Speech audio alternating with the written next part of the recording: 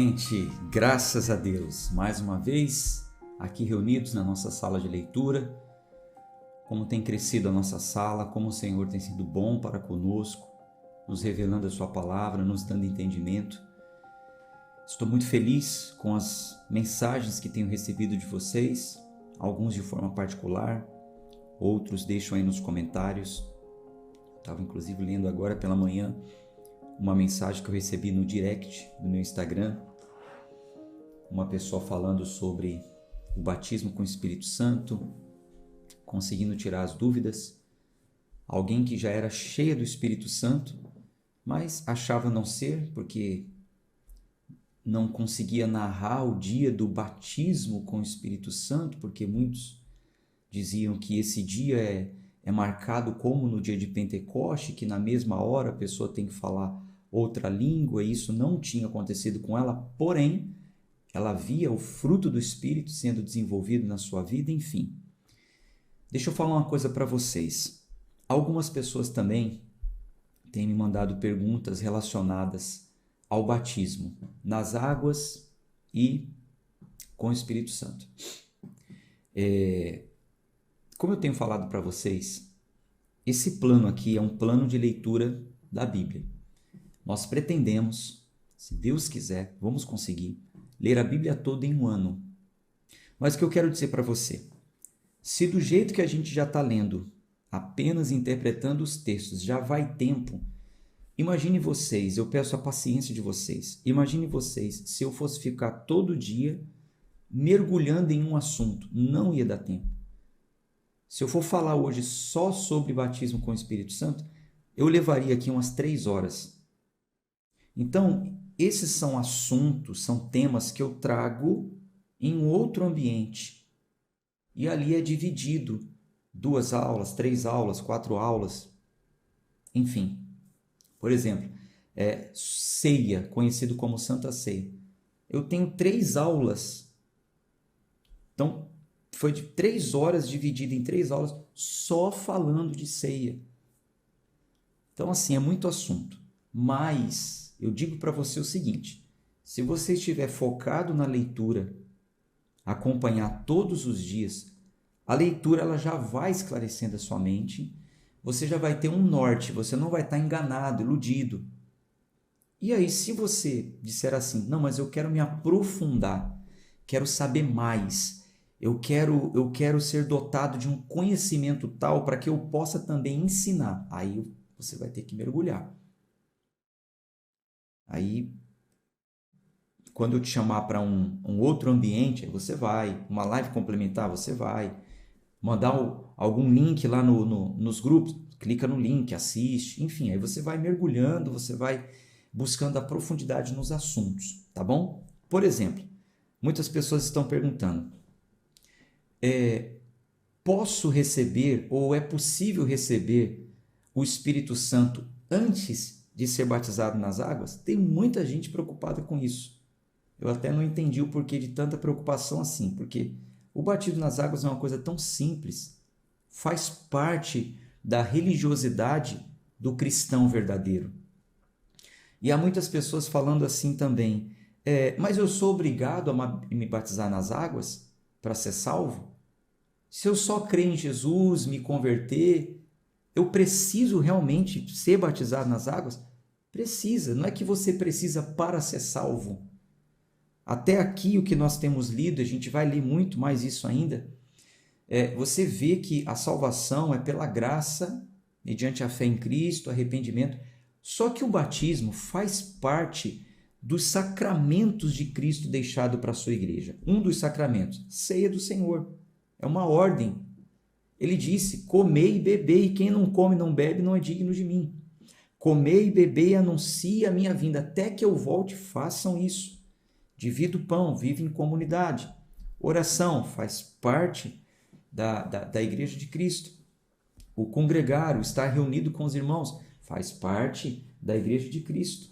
O ato de ofertar, de amar o próximo, de descer as águas por confissão pública. Ele disse, se você não me confessar diante dos homens, você não vai ser confessado diante do Pai.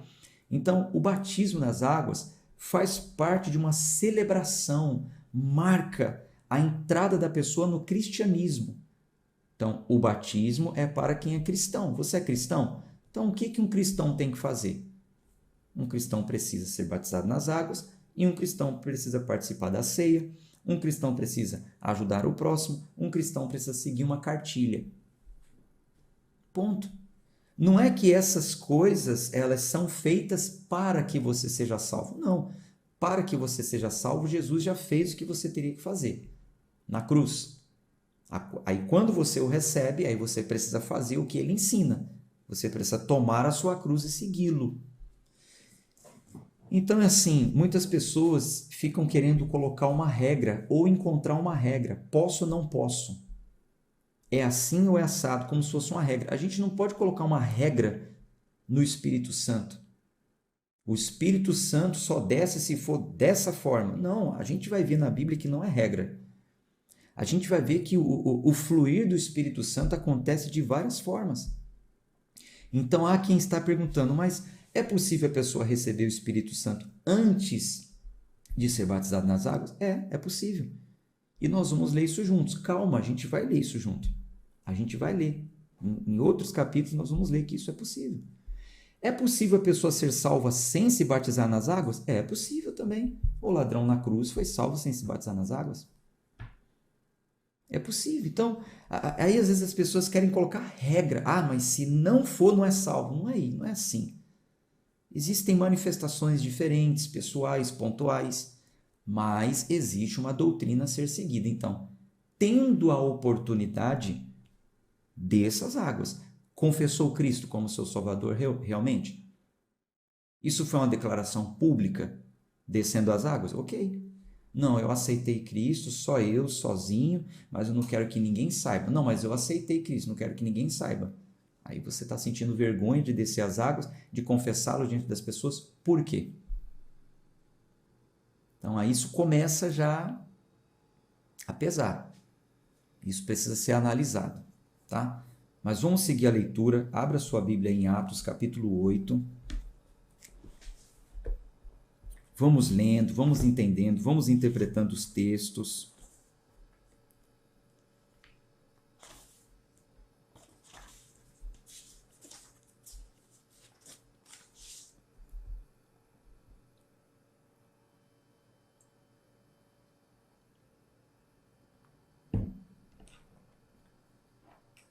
Eu sei que essa questão de batismo é algo muito sério, então, e algumas pessoas estão acostumadas a ter o batismo como troca, né? Pela salvação, e até são ameaçadas. Olha, se você for embora para casa sem se batizar hoje, você vai perder sua salvação, né? Alguns pregadores fazem esse tipo de apelo e alguns ficam meio... Não, também não é assim, né? Não é assim. Faz parte de toda uma caminhada do cristão. Primeiro é a pregação. Primeiro a pessoa precisa entender o que é o batismo. Senão há quem está ali assistindo um culto desse e aí é feito um apelo. Olha, se você não for batizado, você não vai ser salvo, você vai para o inferno. Aí a pessoa, como que é? É ali, ó. Então eu vou lá. Vai dar um mergulho, não entendeu nada. Não entendeu nada. Agora, do contrário, a pessoa entendeu. Ela se arrependeu de seus pecados, ela se converteu, passou por uma mudança de mente, uma metanoia. Agora esse é o caminho que eu quero seguir. Então tem um segundo passo, confissão pública, descer as águas. A lavagem exterior, simbolicamente purificando o interior. Faz parte. Faz parte. Por que não? Por que um cristão não quer fazer isso? É de se pensar. É de se pensar. Porém, eu digo, do contrário, não é que se a pessoa não descer as águas, ela vai para o inferno. Não é critério, não existe critério. Faça isso para te salvar. Não, para te salvar, Cristo fez. Mas, repito, com muita responsabilidade, a partir do momento que eu aceito a Cristo, aí tem que acontecer comigo igual aconteceu com os cristãos do primeiro século. Vocês se lembram que depois do Pentecoste, Pedro prega, fala para as pessoas, esse Cristo que vocês crucificaram, foi ele que morreu pelos nossos pecados, ele ressuscitou, somos testemunhas, eu vi ele ressuscitado, esse é o Filho de Deus, esse é o Cordeiro. Enfim, a pregação foi tão profunda que as pessoas falaram assim, e agora? O que faremos, irmãos? Você lembram? Nós lemos isso junto. Atos 2. Que faremos? Aí Pedro falou, então agora se arrependam dos seus pecados, sejam batizados e recebam o Espírito Santo. Então, um cristão que realmente é tocado pelo Evangelho e se arrepende, ele mesmo pergunta, e agora o que eu faço? Ah, é para descer as águas? Ok, entendi, vou descer. É uma coisa consciente. Vamos à leitura. Atos, capítulo 8. Lembrando que ontem Estevão foi apedrejado e Paulo consentia com aquilo. Paulo sabia daquilo. Saulo, né? Você vê que no finalzinho do capítulo de ontem diz que pegaram as roupas e colocaram aos pés de Saulo. Aí agora capítulo 8, versículo 1. E Saulo consentiu na morte dele. Na morte dele quem? De Estevão. E naquele dia houve uma grande perseguição contra a igreja que estava em Jerusalém. E todos foram dispersos pelas regiões da Judéia e da Samaria, exceto os apóstolos. Então, veja o mover do Espírito Santo. Gente, vocês precisam entender que o livro de Atos, vou repetir, ele narra os atos do Espírito Santo na vida dos apóstolos, na vida da igreja, dos cristãos do primeiro século. Em um período de 30 a 35 anos aconteceram muitas coisas. Então essas narrações são fatos pontuais, a forma que o Espírito Santo agiu naquela igreja, naquela época. Algumas leituras não são só narrativas, mas são normativas. Entram como doutrina, como norma, e isso funciona, serve para nós até os dias de hoje. É preciso saber fazer essa diferenciação, tá? Então, olha como o Espírito Santo estava agindo. A igreja precisava desenvolver, a igreja precisava chegar a todo mundo, mas ela começou em Jerusalém. Lembra que a igreja começou em Jerusalém? Pedro, os apóstolos, 120 no cenáculo, estavam reunidos ali, receberam o Espírito e dali precisaria ir para o mundo inteiro. Começou em Jerusalém. Aí houve uma perseguição por causa do Evangelho. A morte de Filipe, apedrejado, por causa do Evangelho. Com isso, os cristãos foram dispersos pelas regiões da Judéia e da Samaria, exceto os apóstolos. Então, os apóstolos ainda ficavam por ali. O foco não era mais os apóstolos, o foco agora eram os cristãos, eram as pessoas. Saulo agora, ele não iria focar mais nos apóstolos, agora Saulo iria focar nas pessoas. Onde tivesse um cristão, ele iria prender, arrastar para julgamento, para ser lançado em arena, para ser apedrejado, para ser queimado vivo. A perseguição começou aqui. Teve uma breve interrupção, porque Jesus chama Saulo, mas depois, 60 anos depois, essa perseguição volta de uma forma ferrenha mesmo. Mas você vai reparar que essa perseguição foi boa, porque os cristãos se dispersaram. Eles estavam só em Jerusalém, mas agora eles vão para a Judéia e para Samaria. Versículo 2. E uns homens religiosos uns homens religiosos carregaram Estevão para o seu sepultamento e fizeram grandes lamentações sobre ele. E Saulo devastava a igreja, entrando em cada casa e arrastando homens e mulheres e entregava-os na prisão. Assim, os que andavam dispersos iam por toda parte pregando a palavra. Então veja como foi importante a perseguição. A perseguição nos faz crescer. Isso é certo, isso é claro na palavra de Deus. Então, por causa disso, eles foram dispersos e passaram a pregar a palavra em todo lado. Versículo 5. Então, descendo Filipe, a cidade de Samaria, lhes pregava a Cristo. Então, Filipe vai, desce à cidade de Samaria e começa a pregar Cristo em Samaria. Dá uma pausa na leitura, foca aqui para eu te explicar uma coisa. Samaria era um território próximo à Judéia, onde viviam os judeus. Os samaritanos não se davam com os judeus, eles tinham uma rixa antiga, que eu vou falar sobre isso ainda nas próximas leituras. Você vai entender lendo aos poucos, não é muita informação para você gravar de uma hora para outra. Mas os samaritanos, eles tinham uma rixa com os judeus. Eles eram irmãos. Eles serviam ao mesmo Deus, só que de formas diferentes. Houve uma mistura no sangue. Os judeus eram judeus puro sangue, de pai e mãe, descendentes de Abraão. Os samaritanos, eles eram misturados. Judeus que casaram com outros povos. Isso era inaceitável, inaceitável para os judeus. Então, eles não poderiam morar juntos, eles foram viver afastados do povo judeu. Então, ali eles constituíram ou construíram, né, uma nova civilização. Então, eles eram chamados samaritanos. Existia um preconceito muito grande. Então, o fato de Filipe e alguns cristãos terem ido para Samaria e pregar o evangelho ali, isso foi algo extraordinário, muito importante, porque o evangelho, ele quebra preconceitos. O evangelho, ele une pessoas. O evangelho não divide, o evangelho coloca todo mundo igual. O evangelho verdadeiro, né? Então, Filipe passa a pregar o evangelho ali. Versículo 6. Vai entendendo, porque hoje vai exigir de nós, vai exigir. O assunto é bem profundo, vai exigir que a nossa mente esteja aberta. Versículo 6.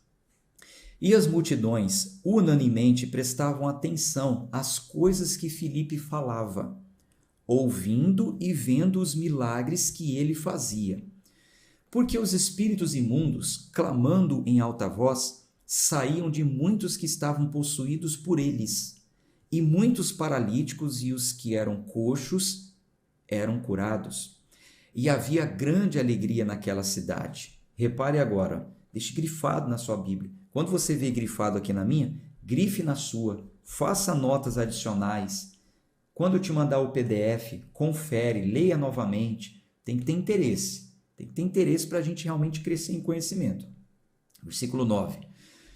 Mas havia ali um certo homem chamado Simão, que anteriormente exercera naquela mesma cidade a bruxaria e enfeitiçou o povo de Samaria, que se gabava de ser alguém importante, ao qual todos davam atenção, desde o menor até o maior, dizendo: este homem é o grande poder de Deus. E para com ele tinham consideração, porque já desde muito tempo ele os havia enfeitiçado com bruxaria. Veja, essa prática de bruxaria, ou mais conhecido como magia naquela época, alguns eram chamados de magos ou até de mágicos. Essa prática, ela foi denunciada, rejeitada por Deus desde que o povo saiu da escravidão do Egito. Nós vamos ler isso juntos depois. E já lemos também no livro de Levíticos. Lembra que é dito que não pode consultar pessoas que tinham espíritos familiares? Lembra que a gente já leu isso em Levítico? Como assim espíritos familiares? Que conversavam com os mortos, dizia conversar com os mortos, que faziam adivinhações, enfim. Deus não permitiu isso. Este homem, ele tinha essas práticas. Com o passar do tempo, a história narra na humanidade que com o passar do tempo, essa prática de bruxaria que acontecia no passado, desde o tempo que o povo saiu da escravidão do Egito, ela sofreu ou passou por como dizem hoje, né, um upgrade, uma atualização. E esses homens, então, eles passaram a ser viciados em leitura de livros, em saber livros que falam sobre as curiosidades da existência humana, passaram a estudar a astronomia, astrologia, a medicina alternativa, enfim. Porque esses homens se diziam estudados, dotados de um conhecimento. Eu conheço os astros, eu sei o que quer dizer a posição daquela estrela, eu sei um remedinho aqui que cura, eu sei encantar a pessoa para que ela seja curada através de um encantamento. Então, todos esses atos desses homens deixavam a humanidade enfeitiçada, no sentido de, com a mente tomada, confusos. As pessoas, olha só, as pessoas diziam: este homem é o grande poder de Deus. As pessoas ficavam enfeitiçadas por aquilo, enganadas, confusas, mente tomada por aqueles ensinos. Aqueles ensinos manipulavam as pessoas. Esses homens diziam que conseguiam prever o futuro. Esses homens diziam que através da posição das estrelas conseguiam falar o que vai acontecer na vida daquela pessoa. Semelhante hoje a quem toma como base as decisões da sua vida o mês que nasceu, porque aquele mês é equivalente a Leão. Então, quem nasceu de tal dia a tal dia é do signo de Leão, que está em Marte, que está em Júpiter, que está contra Netuno, que agora a posição da estrela está em tal lugar. Então, hoje você tem que vestir uma camiseta amarela, porque hoje é o dia que você vai ganhar dinheiro. Isso fere a soberania do Senhor, isso nada tem a ver com a vontade de Deus, isso tenta manipular a vontade de Deus. Não é o fato de eu vestir uma camisa preta, amarela, azul, rosa que vai mudar a vontade de Deus, que vai fazer com que aconteça algo na minha vida. Então, desde aquele tempo as pessoas elas eram enganadas nesse sentido. Um cristão não toma como base para a sua vida misticismo, gnosticismo, astrologia, nada disso. Um cristão toma como base para a sua vida o ensino de Cristo e a ação do Espírito Santo. Ponto. É simples. Ser cristão é simples. Mas as pessoas querem essas coisas, né? Deixa eu consultar aqui o meu signo, deixa eu ver como vai ser hoje. Sabe? Elas querem ter uma certa garantia. Isso manipula, isso ilude, isso engana. É muito perigoso. Então, Samaria era uma cidade tomada por esse ensino. É importante eu te falar isso para você entender o que está acontecendo aqui em Samaria. Versículo 12. Mas, como creram em Filipe, então, Simão era o cara ali, certo? Mas creram em Filipe, que lhes pregava a respeito das coisas do reino de Deus.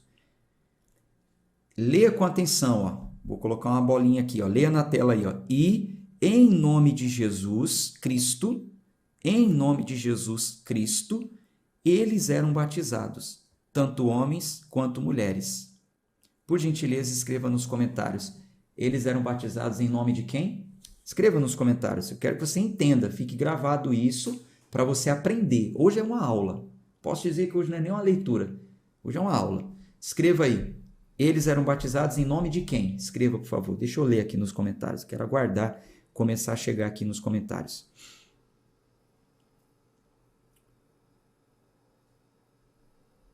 Todo mundo está colocando aqui, Eles eram batizados em nome de Jesus Cristo. Então, vocês gravaram isso, né?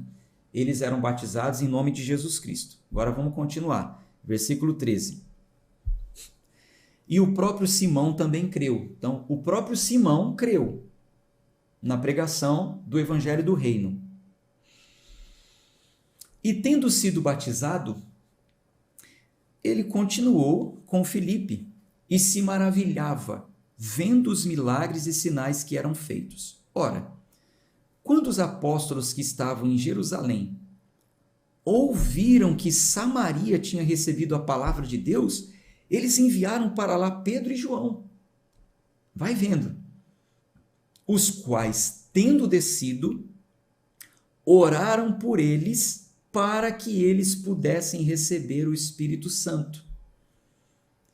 Porque ainda não havia descido sobre nenhum deles, mas somente eram batizados em nome do Senhor Jesus. Então lhes impuseram as mãos e eles receberam o Espírito Santo. Agora olhe para cá. Agora aqui surge uma pergunta. Agora aqui surge uma questão que a gente precisa conversar e entender o que o texto quer dizer. Veja. A palavra tem mostrado que o batismo com o Espírito Santo, ele acontece no ato da conversão, quando a pessoa o aceita, quando a pessoa se arrepende, quando muda a mente dela, quando ela se converte e passa a crer.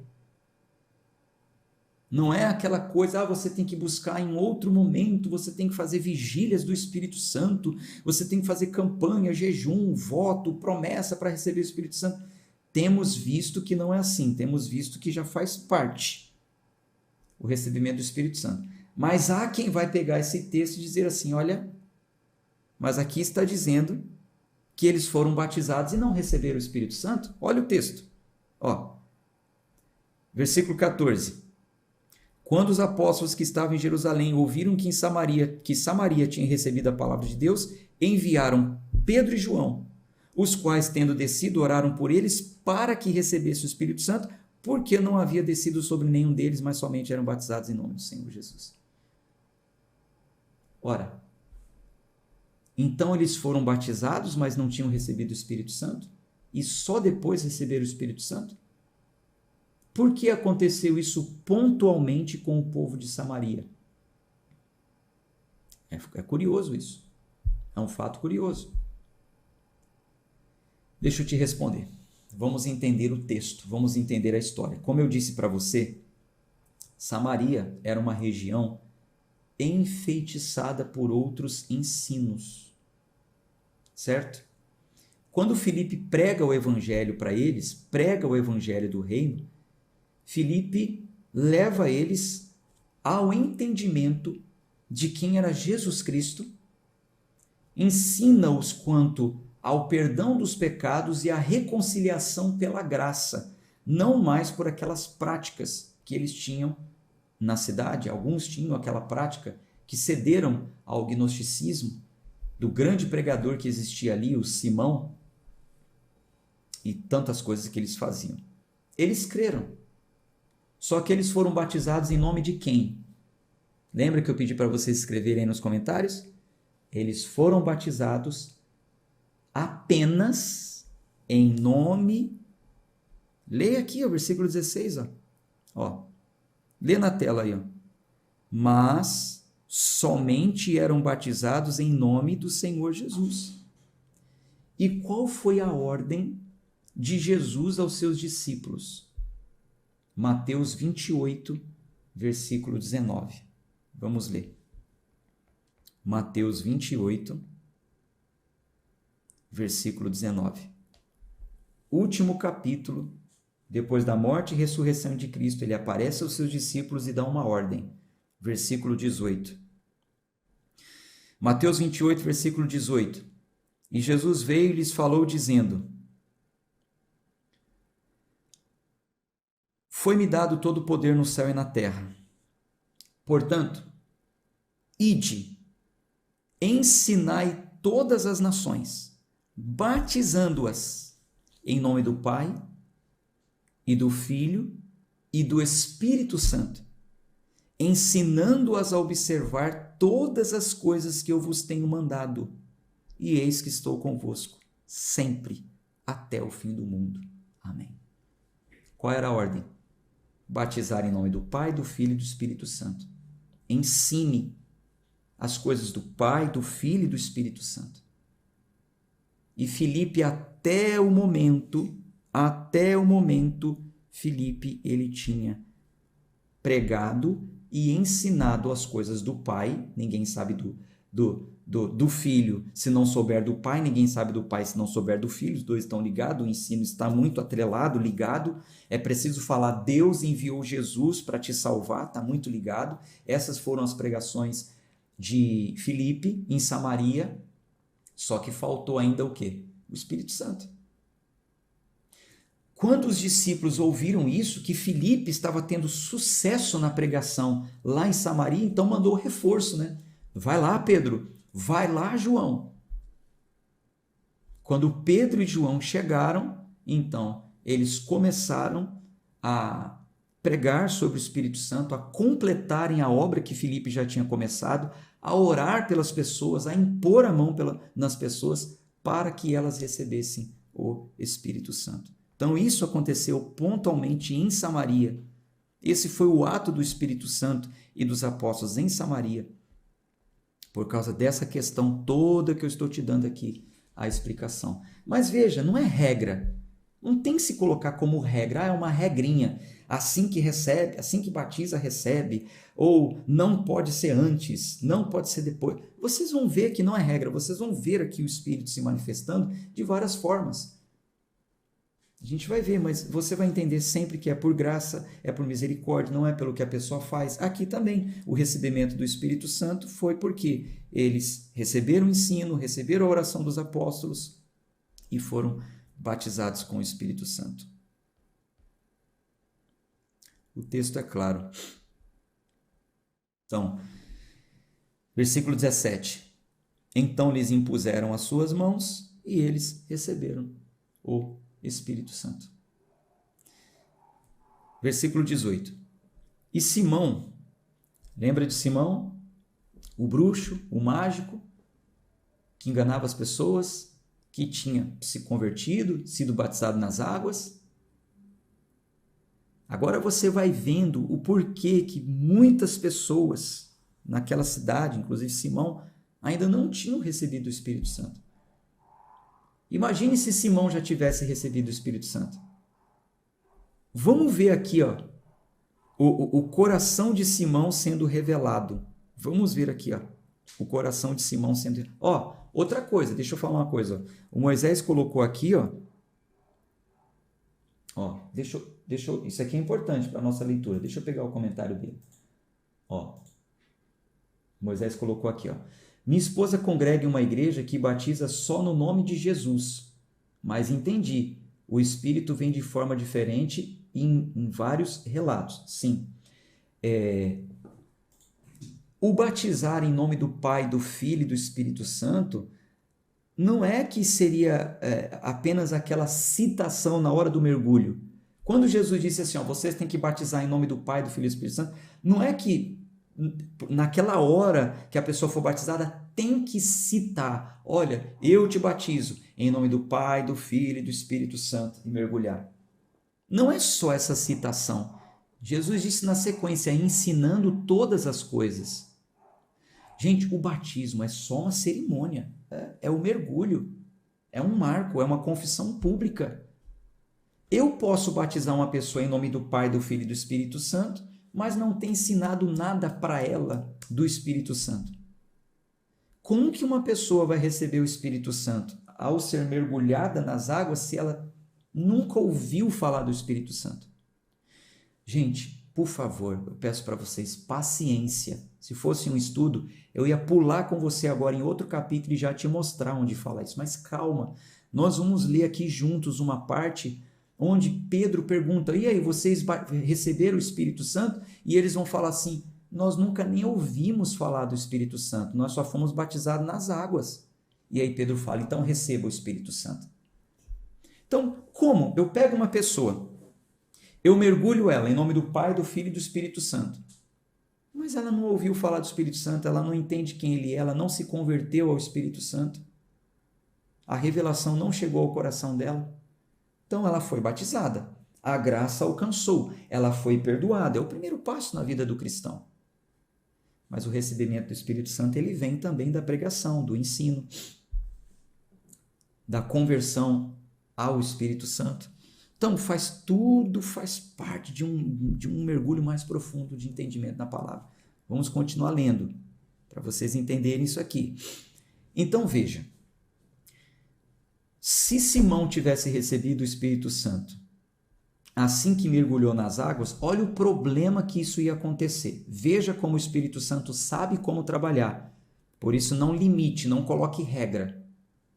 Em alguns casos, pessoas receberam o Espírito Santo ao serem batizadas nas águas também, em outros casos só depois. Por quê? Ou antes até. Por quê? Vamos ver. O Espírito conhece a intenção do coração.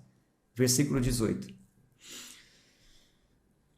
E Simão, vendo que pela imposição das mãos dos apóstolos era dado o Espírito Santo, ofereceu-lhes dinheiro, dizendo, dai-me também esse poder. para que aquele sobre quem eu impuser as mãos possa receber o Espírito Santo. Olha aqui o Simão, olha só. Mas Pedro lhe disse: o teu dinheiro pereça contigo, porque pensaste que o dom de Deus se compra com dinheiro?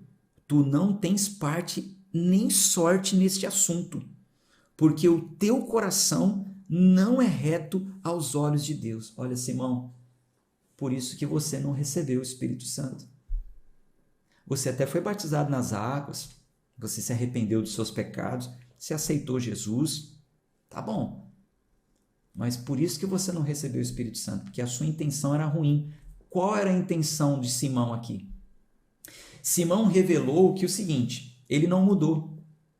Da mesma forma que ele impressionava as multidões com as suas práticas de bruxaria, agora ele queria continuar impressionando as pessoas com o poder. Ele queria ter o poder de colocar a mão na cabeça da pessoa e ela receber o Espírito Santo por dinheiro. E aí, ô Pedrão, quanto eu tenho que pagar para receber o Espírito Santo? O que eu tenho que dar para receber tal coisa? Gente, as bênçãos do Senhor não se compram. O Espírito Santo é um dom. Ele queria comprar o dom, ele queria barganhar com Deus, ele queria manipular a vontade de Deus. E até hoje tem gente que faz isso, acredita? Campanha para receber o Espírito Santo. Coloque R$1.000 no envelope e traga tal dia, que nesse dia você vai receber o Espírito Santo. Falso profeta, lobo, devorador do dinheiro das pessoas. E para esses o juízo já está sentenciado, conforme diz a palavra do Senhor. E que se arrependam enquanto há tempo. Manipuladores, achando que podem manipular as mãos de Deus.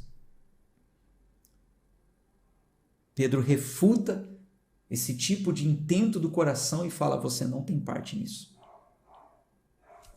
Se arrependa, versículo 22. Arrepende-te, pois, dessa tua maldade e ora a Deus para que, porventura, o pensamento de teu coração seja perdoado. Porque eu percebo que estás em fel de amargura e em laço de iniquidade. Respondendo, porém, Simão disse: orai ao Senhor por mim, para que nenhuma dessas coisas que dissestes venha sobre mim. Aqui eu percebo que Simão se arrependeu realmente, mas a história não fala mais até o momento. Não tenho como eu afirmar. Mas vocês entenderam? Se Simão tivesse recebido o Espírito Santo no ato da conversão a Jesus Cristo, olha o problema. A partir dali, ele iria sair colocando a mão na cabeça das pessoas, achando que ele tinha o poder, que ele continuava impressionando, e até por dinheiro. A gente percebe aqui também que, como a igreja está nascendo, a igreja está começando, o Espírito Santo está doutrinando, ensinando a igreja que o povo precisava receber o ensino dos apóstolos. Eram os apóstolos que impunham as mãos sobre a cabeça das pessoas e não qualquer Simão que ia sair por aí impondo as mãos. E aqueles a quem os apóstolos conferissem autoridade. Mais para frente você vai ver os apóstolos conferindo, colocando a mão sobre a cabeça de homens que se tornaram missionários, presbíteros, bispos. A igreja estava só começando, então a gente percebe o zelo do Espírito Santo até nisso. Fala a verdade, gente, é muito profundo, né? Deixa eu concluir aqui o capítulo 8. Vamos concluir. Versículo 25. Tendo eles testificado e pregado a palavra do Senhor, retornaram para Jerusalém e pregaram o evangelho em muitas aldeias dos samaritanos. E o anjo do Senhor falou a Filipe, dizendo: levanta-te e vai em direção ao sul. Olha agora, olha que mover do Espírito. Gente, o livro é Atos do Espírito Santo na vida dos apóstolos. É uma leitura narrativa. Olha as coisas que aconteciam naquele tempo. Veja, o anjo do Senhor falou a Filipe, dizendo: levanta-te e vai em direção ao sul, ao caminho que desce de Jerusalém para Gaza, que está no deserto. E levantando-se foi. E eis que um homem da Etiópia, olha de onde era esse homem. Gente, por favor, trava na tela aqui, daqui a pouco eu leio os comentários. O evangelho precisaria ser pregado a toda criatura. Até o momento nós já vemos que ele foi pregado nas regiões vizinhas à Judéia. A exemplo, Samaria. Agora o evangelho vai chegar lá na Etiópia. Por quê? Porque o anjo do Senhor, por revelação, manda Filipe se encontrar com o homem que era da Etiópia. E ele estava viajando para a Etiópia. Esse homem ele vai levar o evangelho para a Etiópia através do seu testemunho pessoal. Esse homem ele era um eunuco, olha na tela aqui para você acompanhar a leitura comigo. Eunuco de grande autoridade sobre Candace, rainha dos etíopes, o qual era encarregado de todos os seus tesouros. Havia vindo adorar em Jerusalém e estava retornando assentado na sua carruagem, lia o profeta Isaías. Então o homem estava voltando de viagem lendo o livro do profeta Isaías. Versículo 29. Então o Espírito disse a Filipe: aproxima-te e ajunta-te a esta carruagem. E Filipe, correndo até ele, ouviu que lia o profeta Isaías e disse: entendes tu o que lê? E ele disse: como poderia, se algum homem não me orientar? E rogou a Filipe que subisse e com ele se assentasse. Então, quando Filipe encosta do lado da carruagem, Filipe vê que ele estava lendo. É igual você ver uma pessoa com a Bíblia na mão. Aí Filipe falou: vem cá, você está entendendo o que você está lendo? Você está lendo o que aí? Eu estou lendo Isaías. O eunuco falou assim: como que eu vou entender se ninguém me explicar? Sobe aqui. Vamos caminhar comigo? Versículo 32. E o lugar da escritura que ele lia era este: ele foi levado como ovelha para o matadouro e como cordeiro mudo diante do que o tosquia. Assim ele não abriu a sua boca. Na sua humilhação ele foi tirado o seu julgamento. Na sua humilhação foi tirado o seu julgamento. E quem declarará a sua geração? Porque a sua vida foi tirada da terra. Então há um trecho em Isaías que fala isso. Que uma pessoa foi levada a julgamento e ele foi julgado em silêncio, sem falar nada. Tá bom.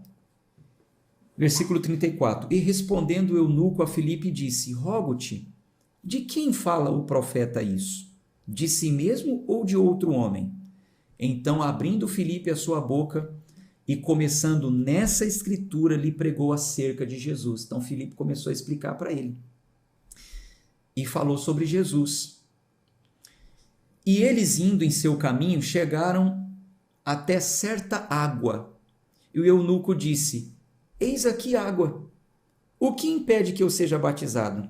E disse Filipe: se tu crês de todo o teu coração, você pode. E ele respondendo disse: eu creio que Jesus Cristo é o Filho de Deus. Então Filipe prega para ele, fala: esse Isaías aí que você acabou de ler está dizendo isso, e vai pregando. Ele é o Filho de Deus, ele é que tira o pecado do mundo. Ele disse que quem crê no nome dele fosse batizado seria salvo. Que pregador era Filipe, né? Aí o homem fala: opa, peraí, tem água aqui, posso ser batizado agora? Muito legal isso. Versículo 38. Ele mandou parar a carruagem e ambos desceram a água, tanto Filipe como o eunuco, e ele o batizou. E quando eles subiram da água, o Espírito do Senhor arrebatou a Filipe. O eunuco não o viu mais, e ele prosseguiu em seu caminho, regozijando-se. Mas Filipe se achou em Azoto, e pregou em todas as cidades que passou, até que chegou a Cesareia. Meu Deus do céu! Gente, chega arrepia, mas eu não vou ter um surto neopentecostal aqui, porque eu creio que esse arrebatamento aconteceu, o texto está dizendo. Filipe estava pregando para um homem aqui, quando levanta da água, o homem olha: cadê Filipe? Foi arrebatado e apareceu em Azoto. Mas nós estamos falando, Jesus amado, nós estamos falando de um apóstolo de Cristo, que viveu com Jesus, que foi conferido como apóstolo, que viveu neste tempo. Hoje, eu não vejo isso acontecer. Não vejo isso. Então você vê que é uma leitura narrativa, senão daqui a pouco tem gente acreditando aí que pode acontecer como diz? O transporte. Vou fechar o olho aqui em Aracaju e vou abrir o olho lá em São Paulo. O Espírito Santo está com pressa. Estou com pressa. Vamos lá, Felipe, corre até aquele eunuco. Pregou para ele? Agora vai lá para Esoto. Vou te dar uma forcinha, vou te transportar para lá. Muito legal, né? Muito interessante mesmo. Gente, eu falei que ia ler os comentários, mas vamos para o capítulo 10, 9. Senão a gente só lê um capítulo hoje e o plano não segue. Daqui a pouco eu vejo os comentários de vocês. Vamos lá, capítulo 9. Mas vocês veem como é diferente? Se a gente for ler aqui estudando, leva muito mais tempo, mas é importante, é interessante também. Capítulo 9. E Saulo, respirando ainda ameaças e morte contra... Então a história volta agora para Saulo, né? Deu uma pausinha, falou de Filipe, agora volta para Saulo. E Saulo, respirando ameaças e mortes contra os discípulos do Senhor, foi ao sumo sacerdote e pediu-lhes cartas para Damasco, para as sinagogas, para que, quando ele encontrasse homens ou mulheres que eram do caminho de Cristo, eles pudessem trazê-los presos a Jerusalém. E enquanto ele viajava, ao aproximar-se de Damasco, repentinamente brilhou uma luz do céu ao seu redor. E ele, caindo em terra, ouviu uma voz que lhe dizia: Saulo, Saulo, por que tu me persegues? E ele disse: Quem és tu, Senhor? E disse o Senhor: Eu sou Jesus, a quem tu persegues. Duro é para ti chutar contra os aguilhões. Gente, aguilhões eram uma vara pontiaguda, na ponta ela era afiada e ela era utilizada para cutucar os bois. Quando os bois estavam arando a terra e se recusavam de puxar o arado, aí davam uma cutucada, né? Jesus usou essa força de expressão, essa linguagem para falar: Paulo, não adianta você resistir ao meu chamado, vai ser inútil você querer chutar contra o aguilhão aqui, não adianta. Versículo 6. E ele, tremendo e atônito, disse: Senhor, o que queres que eu faça? E disse-lhe o Senhor: Levanta-te, entra na cidade, e lá será dito o que tu deves fazer. E os homens que viajavam com ele pararam atônitos, ouvindo a voz, mas não vendo nenhum homem. E Saulo levantou-se da terra e, abrindo os olhos, não via nenhum homem. Saulo ficou cego. Mas guiaram-no pela mão e o levaram para Damasco. E ele ficou 3 dias sem visão, não comeu nem bebeu, 3 dias sem comer, sem beber, sem enxergar nada. E havia um certo discípulo em Damasco chamado Ananias, e o Senhor disse-lhe em uma visão: Ananias? Ele disse: Eu estou aqui, Senhor. E o Senhor disse: Levanta-te e vai à rua chamada Direita, e pergunta na casa de Judas por alguém chamado Saulo de Tarso, porque eis que ele está orando. E em uma visão ele viu que um homem chamado Ananias entrava e impunha a sua mão sobre ele para que ele pudesse receber a sua visão. Então respondeu Ananias: Senhor, eu tenho ouvido de muitos acerca deste homem. Quantos males ele tem feito aos teus santos em Jerusalém? E aqui ele tem autoridade dos principais sacerdotes para prender a todos os que invocam o teu nome. Mas o Senhor disse a ele: Ide pelo caminho, porque ele é um vaso escolhido por mim, para levar o meu nome diante dos gentios e dos reis dos filhos de Israel, porque eu lhe mostrarei quão grandes coisas ele deve sofrer por causa do meu nome. Ananias ficou com receio, de ir até Saulo, porque Saulo era o terror, mas o Senhor falou: vai, porque eu escolhi, ele é um vaso escolhido. Versículo 17. E Ananias foi pelo caminho e entrou na casa, impondo as suas mãos sobre ele, disse: Irmão Saulo, o Senhor Jesus que te apareceu no caminho por onde vinhas me enviou. Para quê? Leia aí, para quê? Para que recebas a tua visão e seja cheio do Espírito Santo. Receber a visão de volta e ser cheio do Espírito Santo. Versículo 18. E imediatamente lhe caíram dos olhos como se fossem escamas, e ele imediatamente recebeu a visão, e levantando-se, foi batizado. E tendo recebido alimento, ele foi fortalecido. E Saulo esteve alguns dias com os discípulos que estavam em Damasco. E imediatamente ele pregava nas sinagogas que Cristo é o Filho de Deus.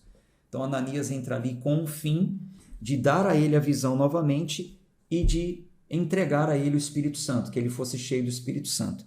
O texto diz, versículo 18, o texto diz que os olhos dele se abriram, ele recebe a visão e, levantando-se, foi batizado. Gente, o texto não diz com clareza, não posso afirmar com certeza. Não há nenhuma linha teológica que comprove mesmo que Paulo foi batizado nas águas nesse momento. Há um estudo que diz que essa palavrinha aqui, batizado, no original grego é a mesma palavra que usavam quando falavam batismo nas águas. Há uma linha que defenda isso. Mas na casa de Judas não tinha tanque, reservatório de água para mergulhar ninguém. Essa casa na rua direita era no centro da cidade, não tinha rio. O texto não diz se Paulo foi batizado nas águas ou não. Talvez por aspersão, talvez Ananias pegou um pouco de água e jogou na cabeça dele. Não diz com clareza, não posso afirmar com certeza. Não posso. Mas uma coisa eu posso afirmar, que Paulo recebeu o Espírito Santo, porque esta foi a intenção de Ananias ao entrar lá. Me enviou para que receba a tua visão e seja cheio do Espírito Santo. Imediatamente os olhos se abriram e levantou e foi batizado. Se esse foi batizado com o Espírito Santo ou nas águas por aspersão, não sei te dizer. Se ele foi batizado com o Espírito Santo neste exato momento, então ele foi batizado sem ter sido antes batizado nas águas, e a Bíblia não mostra em outro momento nenhum Paulo sendo batizado nas águas. Não sei. Não sei. Não tem como eu colocar uma regra aqui. Vocês entendem como não dá para você ficar querendo colocar regra nisso? Vamos lá, vamos continuar a leitura aqui. Ó. E tendo recebido o alimento, foi fortalecido, esteve Saulo alguns dias com os discípulos que estavam em Damasco, e imediatamente ele pregava nas sinagogas que Cristo é o Filho de Deus. Versículo 21. Mas todos os que ouviam estavam atônitos e diziam: não é este o que em Jerusalém destruiu os que invocavam este nome, e com este intento veio aqui para os levar presos aos principais sacerdotes? Saulo, porém, se fortalecia muito mais e confundia os judeus que habitavam em Damasco, provando que aquele era mesmo o Cristo. Gente, Saulo, ele foi um vaso escolhido mesmo, por todo o seu conhecimento que ele tinha, a forma de falar. Gente, você vai ver do capítulo 12 para frente.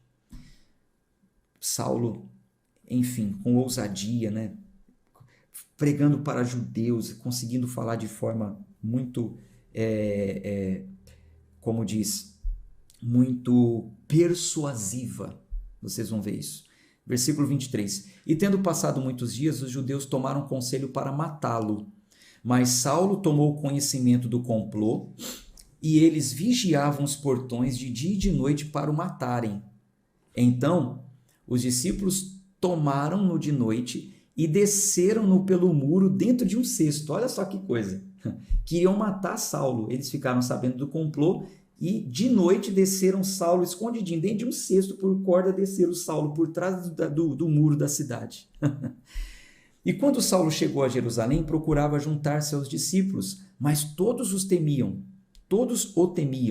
não acreditando que ele fosse um discípulo. Mas Barnabé, tomando, trouxe aos apóstolos e lhes declarou como ele vira o Senhor no caminho, e este lhe falara, e como em Damasco falara ousadamente em nome de Jesus. E estava com eles entrando e saindo de Jerusalém, e falava ousadamente em nome do Senhor Jesus, e disputava contra os gregos, mas eles procuravam matá-lo. Quando souberam os irmãos, desceram-no a Cesareia e o enviaram para Tarso. Então as igrejas em toda a Judéia e Galiléia e Samaria tinham descanso e eram edificadas, e andando no temor do Senhor e na consolação do Espírito Santo se multiplicavam. E aconteceu que, passando Pedro por toda parte, ele desceu também aos santos que habitavam em Lida. E ali ele encontrou um certo homem chamado Enéas, o qual era mantido 8 anos em sua cama e estava doente de paralisia. E Pedro lhe disse: Enéas, Jesus Cristo te cura, levanta-te, faz a tua cama. e imediatamente ele se levantou. E todos os que habitavam em Lida e Sarona viram-no e se converteram ao Senhor. Ora, havia em Jope uma discípula chamada Tabita, que significa Dorcas. Esta mulher estava cheia de boas obras e esmolas que fazia. E aconteceu naqueles dias que ela ficou enferma e morreu. E tendo-a levado, a colocaram em um quarto alto. E como Lida era perto de Jope, os discípulos, ouvindo que Pedro estava ali, enviaram-lhe 2 homens, pedindo que ele não demorasse em vir ter com eles. E levantando-se, Pedro foi com eles. Quando ele chegou, o levaram ao quarto alto.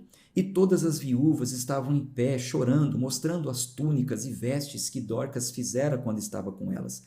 Mas Pedro, colocando todas para fora, ajoelhou-se e orou, e voltando-se para o corpo, disse: Tabita, levanta-te. E ela abriu seus olhos, e vendo a Pedro, assentou-se.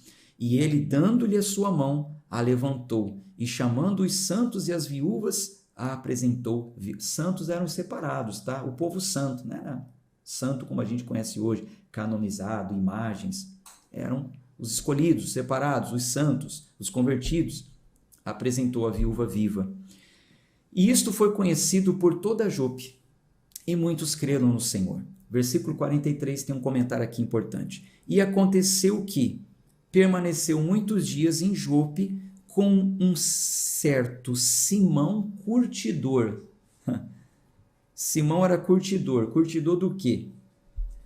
Lucas faz questão de dizer que Pedro ficou muitos dias com um certo Simão curtidor. O que quer dizer esse Simão curtidor? Ele curtia o quê? Ele curtia a vida? Como dizem hoje, eu sou um curtidor, o curtidor da vida, curtidor de rede social, sai curtindo foto. Não. Curtidor era uma profissão. O que fazia, até hoje, o que faz um curtidor? Curtidor é uma arte de converter peles de animais em couros. Vocês se lembram que no livro de Levítico diz que qualquer homem que chegasse perto de uma coisa morta seria considerado impuro e teria que se lavar, fazer todo aquele ritual de purificação para poder chegar perto de pessoas? Então, um curtidor, ele estava constantemente tocando em carcaças de animal morto, arrancando pele para fazer couro. Então eles viviam afastados, eles não podiam viver perto das pessoas porque eram considerados impuros. Então, Lucas fazer questão de deixar registrado que Pedro, ele ficou muitos dias com um curtidor, isso é bom para nós, porque isso nos mostra que aquelas leis civis do Velho Testamento, de Levíticos, já estavam se afrouxando, as pessoas já não seguiam mais.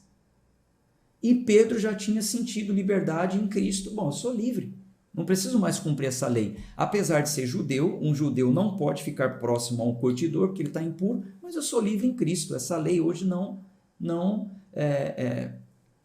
impera sobre a minha vida.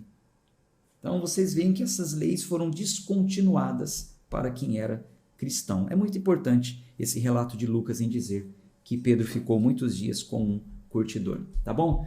Bom, 1h em ponto, hein? Meu Deus do céu. Fica por aqui, você tem os seus compromissos, seu dia a seguir, que o Senhor te abençoe, te guarde, que derrame a graça dele sobre a sua vida. Amanhã a gente se encontra, tá bom? Quem puder ficar um pouquinho mais, vou agora ler aqui alguns comentários de vocês, talvez tenha alguma pergunta também, alguma coisa que seja relevante.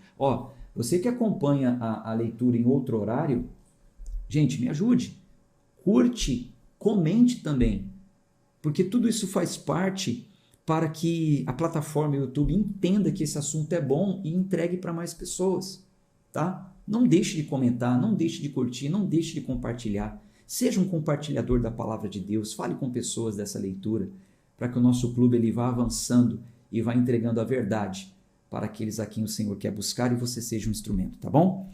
Deus abençoe. Tchau, tchau aí para quem vai.